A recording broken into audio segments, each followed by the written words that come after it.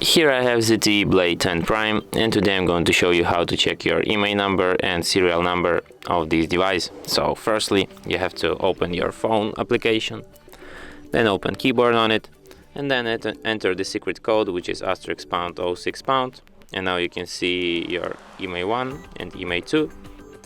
And you can also go to settings, then go to the about phone section, and here you can find your IMEI 1, IMEI 2, and in model section you can find your serial number. And that's it. Thanks for watching.